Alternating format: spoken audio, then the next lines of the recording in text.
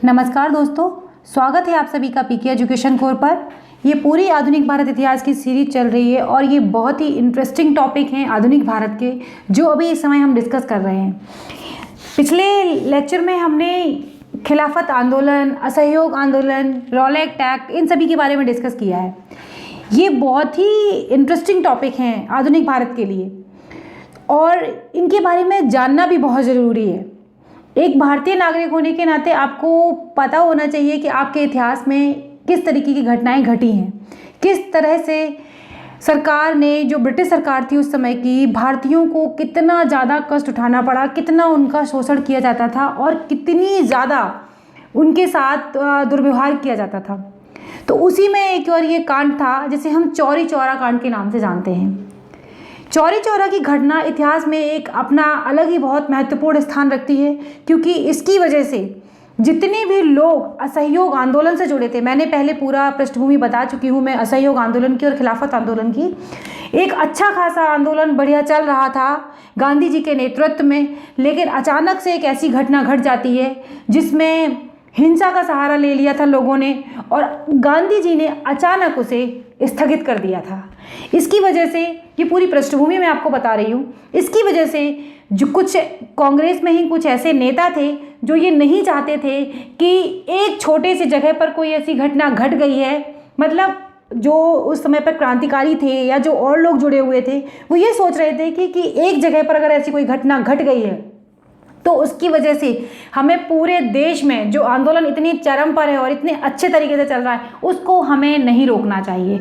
लेकिन ये आंदोलन गांधी जी के नेतृत्व में शुरू हुआ था, तो जाहिर सी बात है उनके द्वारा ही जब इसे स्थगित कर दिया गया अचानक से इस घटना के पश्चात, चौरी चौरा की घटना के पश्चात, इससे बहुत सारे कांग्रेस के जो नेता थे उनको बहुत ख़राब लगा। ऑब्वियस सी बात है, ये उस समय की सिचुएशन समझने की बात। आप देखिए, किसी को भी होगा, अगर किसी नेता के नेतृत्व में इतनी चीज़ें चल रही हैं, लोगों ने अपनी नौकरियां छोड़ी, लोगों ने सरकार का विरोध किया, शिक्षा के लिए उन्होंने विरोध किया, उन्होंने कपड़े तक की होलियां तक जलाई, मतलब ऐसे सारे काम किए जो सरकार को किसी भी तरह का सहयोग देते थे। असहयोग का मतलब ही यही हो गया था कि किसी भी तरीके से सरकार को हम सहयोग नहीं करेंगे। तो न्यायालय वगैरह की सबकी जितनी थी सबकी अवहेलना की गई और अचानक से इसको जब स्थगित कर दिया जाता है तो उसके पीछे आज हम ये कारण जानेंगे। तो ये पूरा मैंने आपको इंट्रोडक्शन दिया है और अगर आपको अभी तक आपने हमारे चैनल को सब्सक्राइब नहीं किया है तो प्लीज़ चैनल को सब्सक्राइब करें। वीडियो को अगर अच्छा लगता है तो इसे लाइक ज़रूर करें, शेयर करें और अगर अभी तक आपने बेल आइकन प्रेस नहीं किया तो बेल आइकन प्रेस कर लें और मेरे हर वीडियो से जुड़े रहें। तो आज हम कुछ इंटरेस्टिंग जानेंगे चौरी चौरा घटना के बारे में। देखिए किस तरीके से हमारे जो क्रांतिकारी थे या जो हमारे नेता थे उस समय की, वो कितनी कोशिश करते थे देश को आज़ाद कराने के लिए और कितनी उन्होंने प्रयास किए, तब जाके हमें ये आज़ादी मिली है। तो चौरी चौरा की जो घटना है, सबसे पहले हम ये जानेंगे कि चौरी चौरा कौन सी जगह है। चौरी चौरा उत्तर प्रदेश में गोरखपुर जिले के पास एक कस्बा है, एक उस समय का छोटा सा एक ये कस्बा है जिसे हम चौरी चौरा के नाम से जानते हैं। यहाँ पर जो घटना हुई थी वो हुई थी 5 फरवरी 1922 को। इसको लिख लीजिए, बहुत ही महत्वपूर्ण डेट है। एग्ज़ाम में बिल्कुल सीधे के सीधे पूछ लिया जाता है कि चौरी चौरा घटना या चौरी चौरा की घटना कब घटित हुई थी। 5 फरवरी, 4 फरवरी, 6 फरवरी, 10 फरवरी, इस तरीके के दे देगा। 1922 तो उसमें होगा ही होगा। तो ये आपको बिल्कुल अच्छे से पता होना चाहिए कि 5 फरवरी 1922 को ऐसी घटना हुई थी। अब ये घटना घटित क्यों हुई थी? हुआ क्या था, उस समय पर जब आंदोलन चल रहा था उसमें जो यहाँ के वायसराय थे भारत के, उन्होंने 1921 में प्रिंस ऑफ वेल्स को आना था। प्रिंस ऑफ वेल्स के आने के समय पर भारतीय क्रांतिकारियों ने ये सोचा, या राष्ट्रवादी जो थे उन्होंने ये सोचा कि हम इसका विरोध करेंगे। इनका जब हम विरोध करेंगे तो विरोध करने से होगा क्या, जो यहाँ पर सरकार है, मतलब ब्रिटिश सरकार जो भारत में थी, उसकी तो बहुत बेइज्जती होगी ना, जाहिर सी बात है, उसको खराब लगेगा। तो जो प्रदर्शनकारी थे उन्होंने जनसभाएं करना शुरू कर दी। बहुत शांतिपूर्ण तरीके से वो ये सारे काम कर रहे थे, क्योंकि उन्होंने हिंसा का सहारा तब तक बिल्कुल भी नहीं लिया था। वो बिल्कुल आराम से जनसभाएं करते थे और विदेशी सामान था या जो भी चीज़ें थी उनका वो बहिष्कार करते थे। लेकिन अचानक हुआ क्या, जब ये प्रिंस ऑफ वेल्स के आने की बात हुई और जनसभाएं होने लगी और इनमें जो प्रतिक्रिया दे दी इन्होंने, जो ब्रिटिश सरकार थी उस समय की, उसने क्या किया, पुलिस विभाग ने, पुलिस ने वहाँ पर भीड़ पर लाठीचार्ज कर दिया। अब एक बात सोचिए, अगर शांतिपूर्वक कोई धरना प्रदर्शन कर रहा है, जो आज के हमारे संविधान में भी है, अगर उस समय पर भी शांतिपूर्ण धरना प्रदर्शन था, उसमें उस समय पर क्योंकि उनकी इंसल्ट ना हो, ये इस तरीके की धरनाएं, बहिष्कार किसी तरीके से ना हो, इसी को दूर करने के लिए ब्रिटिश सरकार ने भीड़ पर, जो वहाँ पे धरना दे रही थी भीड़ या अपना प्रदर्शन कर रही थी, उस पर उन्होंने लाठीचार्ज कर दिया। लाठीचार्ज में क्या हुआ कि उसमें जो उत्तेजित भीड़ थी, जाहिर सी बात है जब उन पर लाठीचार्ज होगा तो वो भी तो कुछ ना कुछ रिएक्शन देंगे। उस लाठीचार्ज में 3 लोग मारे गए। जब घटना बढ़ गई तो जो और लोग थे, उन लोगों ने भी क्या किया, जो भीड़ के लोग थे, उन्होंने पलटवार किया पुलिस पर। और पुलिस पर जब पलटवार करने की कोशिश करी और बहुत ज़्यादा उत्तेजित हो उठे वो लोग, और पुलिस वालों ने, ये पुलिसकर्मी जो वहाँ पर थे ब्रिटिश सरकार के, उन्होंने देखा कि ये भीड़ को रोक पाना अब हमारे बस की बात नहीं है। तो वो क्या किया, उन्होंने वो वहाँ से जल्दी से भागकर वहीं पर जाकर एक थाने में छुप गए और थाने में जाके चले गए और उन्होंने अंदर से पूरा बंद कर लिया। बंद करने के बाद क्या हुआ, पूरी भीड़ जो वहाँ पर थी, उस भीड़ ने, क्योंकि अब की तरह के पुलिस थाने नहीं है कि पक्के बने हैं और छोटी छोटी सी पहले झोपड़ियाँ थी, मतलब इस तरीके का था कि हाँ यहाँ पुलिस बैठती है, तो इस तरीके का थे उस समय पर थाने। और उसमें जाके उन्होंने घास फूस में पूरी आग लगा दी। जब आग लगा दी तो हुआ क्या कि जितने भी पुलिसकर्मी अंदर थे वो सारे के सारे जब झुलसने लगे और जलने लगे, उन्होंने अगर बाहर निकलने की कोशिश करी तो वापस से उन्हें मार दिया गया, भीड़ ने उन्हें कुचल दिया गया। और बाकी जो अंदर थे, कहते हैं इस घटना में 22 पुलिस वाले जिंदा जलकर मर गए। ये जो घटना थी पूरी चौरी चौरा कांड, जिसे हम जानते हैं चौरी चौरा कांड के नाम से, ये इतनी घटना से उस समय पर गांधी जी जेल में थे, लेकिन जब उन्हें पता चला तो ये बहुत ज़्यादा दुखी हो गए और इन्होंने अनाउंस कर दिया कि हम तुरंत आंदोलन को वापस ले लेंगे। जो इन्होंने सोचा कि मेरा आंदोलन जो हमने शुरू किया है वो बिल्कुल हिंसा को किसी भी तरीके से बढ़ावा नहीं देता, हम हिंसा के तरीके वाला कोई भी ऐसा आंदोलन नहीं करेंगे। लेकिन हुआ क्या, ये आंदोलन हिंसक हो गया उनकी नज़र में और उन्होंने इसको वापस ले लिया। अब क्या होता है कि फरवरी 1922 में बारदोली में कांग्रेस की एक कार्य समिति की बैठक हुई। कहाँ पर हुई बैठक? ये बैठक हुई 1922 में बारदोली में कार्य समिति की बैठक हुई, जिसमें सभी ऐसी गतिविधियां जो किसी भी तरीके का कानून का उल्लंघन करती थी उसको रोक दिया गया, उन पर रोक लगा दी गई कि कानून का उल्लंघन करने वाली हम ऐसी कोई भी नीति या ऐसा कोई भी कार्य नहीं करेंगे। केवल और कार्य क्या दिया गया कि हम रचनात्मक कार्य करेंगे, मतलब हम ऐसे काम करेंगे जिससे जो कांग्रेस है या जिससे हम अपना आंदोलन को बहुत महत्वपूर्ण और बहुत ज़मीनी स्तर पर उसे मजबूत बनाएं, इस तरीके का कार्य किया गया। जैसे कि खादी को लोकप्रिय बनाना। दूसरा काम किया गया स्कूलों की स्थापना करना। स्कूलों की स्थापना का मतलब आप समझ रहे हैं, जो ब्रिटिश सरकार उस समय पर स्कूल स्थापित करती थी या कॉलेज बनाती थी, वो अपने तरीके की एजुकेशन को देती थी। उससे जो उनका मानना था अंग्रेजों का कि हम एक ऐसे वर्ग का उदय करें भारत में ही रहकर जो सोच से, केवल दिखने में वो भारतीय हो, बाकी सोच से, उसके विचारों से, उसके रहन सहन से, उसके बातचीत के तौर तरीके से, उसके उठने बैठने के तौर तरीके से वो पूरी तरीके से विदेशी हो। तो इस तरीके, और अभी से नहीं, पहले तिलक जी भी जो थे, उन सभी नेताओं का ये प्रयास था कि भारत में हम राष्ट्रीय शिक्षा का विकास करें, जो भारत के चीज़ों के बारे में बताए या भारतीय चीज़ों का उसमें प्रोत्साहन उसको मिले। तो इस तरीके की शिक्षा के लिए स्कूलों की स्थापना की गई। उसमें बहुत सारे उस समय पर यूनिवर्सिटीज़ बनाई गई, जामिया मिलिया बनाई गई, अलीगढ़ यूनिवर्सिटी बनाई गई, ये बहुत सारी यूनिवर्सिटीज़ ऐसी बनाई गई और कई ऐसे स्कूलों की स्थापना की गई। इसमें एक और था शराब बंदी का समर्थन। शराबबंदी का समर्थन से मतलब आप समझ रहे हैं, क्योंकि अंग्रेजों ने भारतीयों को ऐसी लत लगा दी थी शराब की और ये चाहते थे, इस पे टैक्स भी खूब इन्हें मिलता था आराम से, तो ये ऐसा चाह रहे थे कि किसी भी तरीके से शराब का भरपूर तरीके से मतलब खुले में बटे और लोग, भारतीय लोग इसके बिल्कुल एडिक्टेड हो जाएं। और इससे उन्हें बहुत फ़ायदा होता था, क्योंकि जब भारतीय इतने ज़्यादा ये नशे में रहेंगे तो वो कभी अपने उत्थान या अपनी चीज़ों के बारे में कभी सोच ही नहीं पाएंगे। इसके पीछे अंग्रेजों की पूरी सोची समझी राजनीति कार्य कर रही थी, एक उनका एक अलग ही दिमाग चलता था।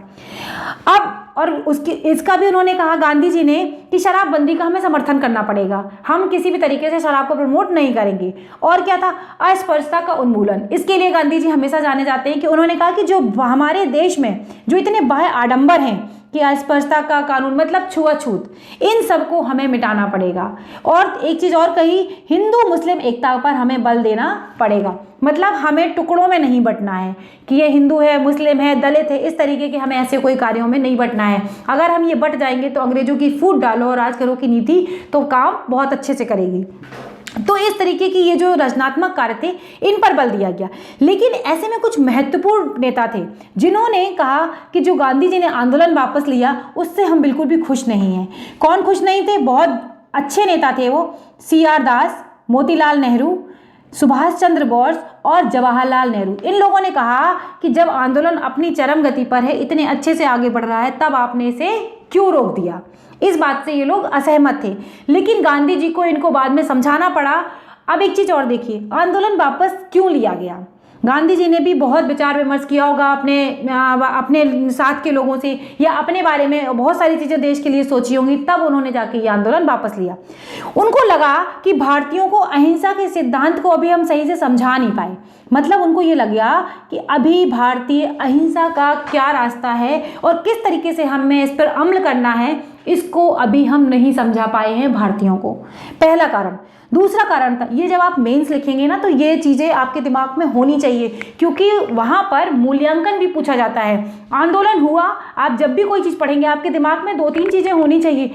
आंदोलन हुआ तो उसकी पृष्ठभूमि, आंदोलन होने के क्या कारण थे, उसके क्या परिणाम निकले, आगे आने वाले समय में उस आंदोलन से क्या परिवर्तन सामने आए। तो कुछ ऐसे चीज़ें होती हैं, इनके बारे में आपको सोचना ही पड़ेगा।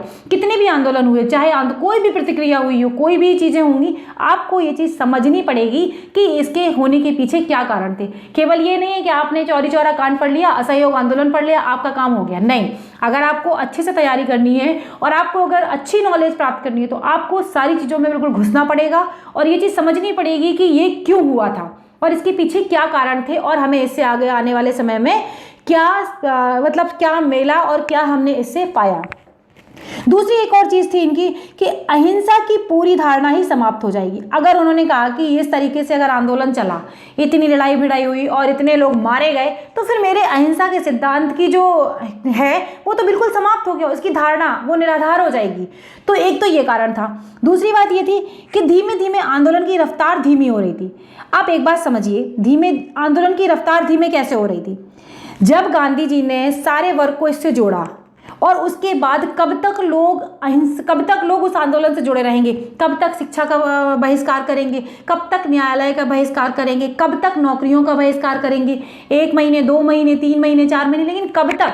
तो गांधी जी को ये लगने लगा था कि शायद अब हमें इसे स्थगित करना चाहिए। ये एक कारण ये भी हो सकता है। एक चीज़ और थी, जो मेन मुद्दा था खिलाफत और सहयोग, एक दूसरे के साथ एक मंच पर आए थे, उसमें भी ये हो गया था कि जो खिलाफत का मुद्दा था वो भी अब अप्रासंगिक हो गया था। क्यों? क्योंकि तुर्की की जनता ने मुस्तफ़ा कमाल पाशा के नेतृत्व में विद्रोह कर दिया था और सुल्तान के सभी राजनीतिक अधिकार इसमें समाप्त कर दिए, छीन लिए गए थे। ये चीन नहीं है, छीन लिए गए थे। खलीफा का पद भी समाप्त कर दिया गया था और जो तुर्की था उसमें सारा बता दिया गया था कि अब यहाँ पर किसी भी तरीके के कोई अलग कार्य नहीं होंगे, यहाँ पर जो कुछ भी होगा वो सारे यूरोप की तरह ही यहाँ पर भी क्रियाएं चलेंगी और यहाँ पर भी प्रशासन बिल्कुल वैसे ही चलेगा। तो तुर्की में अब सारे यूरोप की तरह ही कार्य आरंभ हो गए थे। मैं आपको थोड़ा सा पृष्ठभूमि और अलग से भी समझाती हूँ। अगर आपको बिल्कुल एग्जैक्ट पढ़ना है तो इसका PDF भी मैंने डिस्क्रिप्शन में दूंगी, आगे आप इसे देख सकते हैं। अब देखिए, अब हम मूल्यांकन करते हैं खिलाफत आंदोलन का और असहयोग आंदोलन का, क्योंकि हर आंदोलन का मूल्यांकन, हम हर आंदोलन से कुछ ना कुछ सीखते हैं, कुछ ना कुछ खोते हैं और कुछ ना कुछ प्राप्त करते हैं। तो अब आप बात करेंगे हम खिलाफत आंदोलन की। खिलाफत आंदोलन इस आंदोलन ने क्या किया था कि शहरी मुसलमानों को भी राष्ट्रीय आंदोलन की मुख्य धारा में जोड़ लिया था। जो शहरी मुसलमान थे उनको भी राष्ट्रीय आंदोलन की मुख्य धारा में इसे जोड़ लिया गया। लेकिन कुछ अर्थों में राष्ट्रीय राजनीति का सांप्रदायिकरण हो गया था। मतलब क्या सांप्रदायिकरण? हिंदू और मुस्लिम की भावना भी इससे आगे चलकर जागृत हो गई थी। मुस्लिमों की भागीदारी ने इसे जन आंदोलन तो बना दिया, क्योंकि सब एक मंच पर आ गए थे। मैंने पहले पूरा बताया है, वीडियो जिन्होंने नहीं देखा है उसका लिंक मैंने डिस्क्रिप्शन में दिया हुआ है, आप उसे वहां से देख सकते हैं। तो तो ये एक मंच पे गए थे, आप समझिए। लेकिन मंच पे आने के बाद इन सभी के दिमाग में जो आगे की सिचुएशन चलती है, इसी के कारण पूरी लीग बनी थी, जो इनके विचार थे, तो आगे आके ये सांप्रदायिकता को पूरा एक जन्म देती है। अब आगे आने वाले वर्षों में सांप्रदायिक सौहार्द ज़्यादा दिनों तक नहीं टिक सका, इसीलिए तो विभाजन हुआ। अगर ये टिका रहता और हिंदू मुस्लिम एक साथ काम करते रहते तो शायद आज ये पाकिस्तान का जो भारत का जो विभाजन हुआ था वो होता ही नहीं। लेकिन जब हित अलग अलग दिखने लगे, अंग्रेजों ने इसमें और अच्छा काम किया। उनका काम ही यही था कि किसी तरीके से इनको बांट दिया जाए। आगे पढ़ेंगे तब देखेंगे कि किस तरीके से कुछ अंग्रेज अधिकारी थे, उन्होंने भारत को, जब साइमन कमीशन आया तो भारत को किस तरीके से चुनौती दी कि अगर तुम चाहते हो तो अपने लिए, अगर तुम्हें साइमन कमीशन का विरोध करना है तो क्यों नहीं अपना बना लेते हो संविधान। इस तरीके की बातें की, क्योंकि उन्हें पता था कि लीग शामिल नहीं होगी और हिंदू महासभा है वो शामिल नहीं होगी। इस तरीके के कुछ हर जगह बटा हुआ है, तो कैसे शामिल होगी, तो बहुत मुश्किलें आएंगी। इसीलिए उसको एक मतलब व्यंग्य के तौर पर भी उस नेता की बात ये मानी जाती है कि उन्होंने इस तरीके से भारत के लिए चुनौती भरापूर्ण व्यंग्य कसा था। लेकिन हालांकि उस पर कार्य किया गया और आगे चलकर वो बहुत ही ज़्यादा लाभप्रद साबित हुआ। अब इसमें देखेंगे कि ये असहयोग आंदोलन ने, इसकी प्रासंगिकता क्या रही कि इस असहयोग आंदोलन ने पहली बार पूरे राष्ट्र की जनता को एक सूत्र में बांधा। जितने भी लोग थे असहयोग आंदोलन से गांधी जी के चलते सब जुड़ गए थे। कांग्रेस कुछ चुनिंदा लोगों की ही नहीं बल्कि समस्त जनता की पार्टी है। इससे ये समझ में आया कि केवल कांग्रेस कुछ लोगों के लिए नहीं है, ये पूरे भारत की, पूरे हमारे देश के लिए और हर व्यक्ति की ये पार्टी है। प्रत्येक वर्ग ने इसमें भाग लिया था, चाहे वो किसान हो, मजदूर वर्ग हो, सभी लोगों ने इस आंदोलन में अपनी भागीदारी निभाई थी। चाहे वो शिक्षक हो, चाहे वो विद्यार्थी हो, सभी लोग इस आंदोलन से जुड़े हुए थे और इस आंदोलन को हर जगह प्रभावी रूप से देखा गया था। इस आंदोलन में क्या एक चीज़ और थी कि अब जब ये सारी चीज़ें हो गई, एक बार आप कोई ऐसा आंदोलन खड़ा कर दें और अचानक से उसे खींच लें, तो लोगों को कहीं ना कहीं उस चीज़ में एक चीज़ तो समझ आएगी, उसके फ़ायदे भी दिखेंगे और उसके नुकसान भी दिखेंगे। अब लेकिन लोगों को ये समझ में आ गया था कि किसी भी तरीके से हमें गुलामी से मुक्ति चाहिए, हमें ये जो दास्ता है ना इनकी गुलामी से, हमें अंग्रेजों की गुलामी से मुक्ति चाहिए। ऐसी भूख जग गई लोगों में, मतलब ऐसा कहा जा रहा है कि लोगों में अब बहुत इस चीज़ को लेके मतलब उबाल आने लगा था कि अब हमें अंग्रेजों की गुलामी नहीं करनी है। और इस भ्रम ने, जो अंग्रेजों के अंदर भी एक भ्रम था ना कि भारतीय ज़्यादा कुछ नहीं कर पाएंगे, इनके अंदर कोई ताकत नहीं है, उस भ्रम को भी तोड़ा गया। जो भारत की जनता थी, उसके जो विचार थे, उसने अंग्रेजों के इस भ्रम को भी तोड़ा। अब लेकिन जब ये सारी घटनाएं घट गई, असहयोग आंदोलन वापस हो गया, जाहिर सी बात है जितने नेता, जितने क्रांतिकारी सब जुड़े हुए थे एक साथ, वो सब छिन्न भिन्न हो जाएंगे अचानक से। आप आज के परिप्रेक्ष्य में अगर एक चीज़ समझिए कि मैं मतलब दे रही हूँ आपको एग्जांपल, आप थोड़ा समझ सकते हैं। सपोज करिए जैसे अन्ना का आंदोलन शुरू हुआ था, उसके बाद उसमें बहुत सारे नेता जुड़े, बहुत लोग जुड़े, कुछ आगे बन गए, कुछ कहीं किसी और की मंशा थी कि हम भाई राजनीति में आगे जाएंगे, किसी और का विचार था कि नहीं हम बाहर से ही इस तरीके की चीज़ें करेंगे। उस समय पर भी ऐसी ही सिचुएशन बनती है। जब भी कोई एक दल का निर्माण होता है तो उसमें धीमे धीमे आगे चल के कहीं ना कहीं फूट पड़ने लगती है, क्योंकि विचारधाराएं आपस में टकराने लगती हैं और कहीं ना कहीं उन विचारधाराओं की वजह से ही उन पार्टीज का विघटन हो जाता है और कहीं ना कहीं उनके परिणाम भी अच्छे नहीं होते हैं। तो अब हुआ क्या था कि सब लोग अलग अलग काम करने लगे। जो लोग गांधी जी के आंदोलन से उस समय पर जुड़े थे, उनको अब ये लगने लगा कि असहयोग आंदोलन वापस ले लिया, ये बात ठीक नहीं है। तो अब क्या हुआ, गांधी जी ने चलते हुए आंदोलन को जब वापस ले लिया या इसकी घोषणा कर दी, तो एक भ्रम आ गया लोगों में कि पता नहीं ये सही भी है, जो सिचुएशन आज चल रही है ये सही भी है या नहीं है। गांधी जी के नेतृत्व पर भी प्रश्न चिन्ह लग गया कि इन्होंने पूरी जनता को एक साथ जोड़ा और जोड़ने के बाद अचानक से एक घटना एक जगह छोटी सी हुई और पूरा छोड़ दिया। अब इस गतिरोध से निपटने के लिए सभी लोग अपने अपने अलग अलग रास्ते ढूंढने लगे। किसी को लगा कि हम रचनात्मक कार्य करेंगे और किसी को लगा कि नहीं, हम जो गांधी जी की पुरानी विचारधारा है उसी पर चलेंगे। इसी सब को लेकर दो तरीके के दल बने। एक था जो परिवर्तन चाहता था और एक दल ऐसा था जो परिवर्तन नहीं चाहता था, मतलब पुराने तरीकों को ही अपनाना चाहता था। परिवर्तनवादी में जो थे वो ये सोचते थे कि अब हमें बाहर से नहीं, हमें अपने असहयोग आंदोलन को जो कांग्रेस की तरफ से जाएंगे, हम विधान परिषदों में जाकर, अंदर जाकर, मतलब चुनाव में हिस्सा लेंगे, विधान परिषद में अंदर जाकर हम सरकार के जो भारतीय जनता के प्रति बिल अच्छे नहीं होंगे या उनके विरोध में होंगे, उन बिलों का हम समर्थन नहीं करेंगे, उनका विरोध करेंगे उसमें अंदर जाकर, और हम उससे उनको मतलब असहयोग आंदोलन को आगे बढ़ाएंगे। लेकिन अब ये परिवर्तनवादी दल में थे कौन कौन? मोतीलाल नेहरू और CR दास एवं अजमल खान। ये इंपॉर्टेंट नेता हैं, ये एग्जाम में बहुत बार पूछे जाते हैं, तो ये आपको पता होना चाहिए। अब परिवर्तनवादी दल ये चाहता था कि हम विधान परिषदों में जाएं और वहां चुनाव में हिस्सा लेकर सरकार की कोई भी भारत विरोधी प्रस्ताव पारित करने में बाधा डालेंगे। इनका मानना था कि हम असहयोग आंदोलन को हम और भी आगे ले जाएंगे। दूसरे पक्ष के जो लोग थे वो क्या चाहते थे? उस पक्ष में भी देखिए बहुत बड़े बड़े नेता थे, वल्लभ भाई पटेल, राजेंद्र प्रसाद, C गोपालाचारी, MA अंसारी, ये सभी प्रमुख नेता थे। इनका मानना था कि हम जो मतलब आंदोलन है उसको हम जमीनी तौर पर मजबूत करें। कैसे? जैसे इन्होंने जो बढ़ाया, रचनात्मक कार्यों को हम आगे ले जाएंगे। रचनात्मक कार्यों में क्या था कि जितने भी लोग हैं वो गाँव को हर तरीके से हम उन्हें आत्मनिर्भर बनाएं। पहली चीज, छुआछूत जो बाह्य आडंबर है इनको सबको हम समाप्त करें, और जो कांग्रेस की मतलब ज़मीनी हकीकत है या ज़मीनी उस समय पर उस टाइम की जो चीज़ें थी, जैसे खादी का पहले बताया कि खादी का प्रचार करेंगे, शिक्षा जो है उसका बहिष्कार करके राष्ट्रीय शिक्षा को आगे बढ़ाएंगे, छुआछूत को समाप्त करेंगे। तो इस तरीके की चीज़ें, ये सब रचनात्मक कार्यों में आया।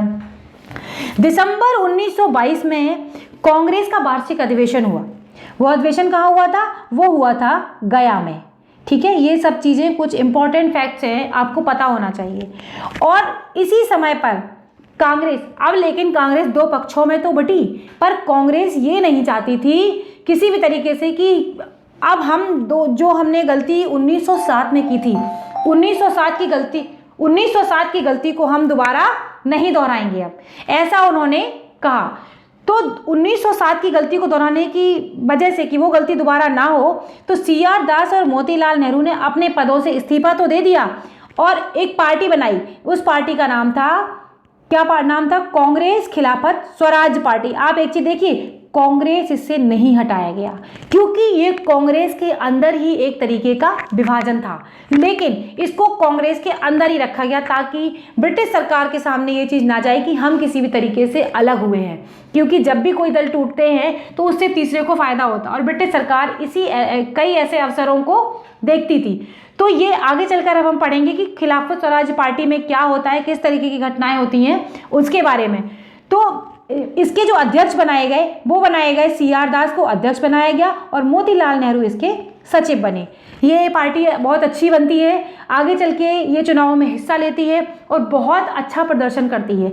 लेकिन फिर कुछ ही समय बाद आगे पढ़ेंगे कि CR दास की मृत्यु हो जाती है। उसके पश्चात पार्टी बहुत ख़त्म होने कह लीजिए या बहुत अच्छी स्थिति में नहीं रहती और प्रदर्शन भी आगे आने वाले चुनाव में नहीं कर पाती है। ये पूरा हम आगे कांग्रेस खिलाफत स्वराज पार्टी के बारे में पढ़ेंगे। तो ये था पूरा वीडियो जो मैंने आपके साथ डिस्कस किया। अगर आपको वीडियो अच्छा लगा है तो प्लीज़ इसे लाइक करें, शेयर करें और चैनल को अगर अभी तक आपने सब्सक्राइब नहीं किया है तो चैनल को सब्सक्राइब करें, बेल आइकन को प्रेस करें और आगे की वीडियोज़ के लिए जुड़े रहें। अगले वीडियो में फिर मुलाकात होगी, तब तक के लिए धन्यवाद दोस्तों, नमस्कार।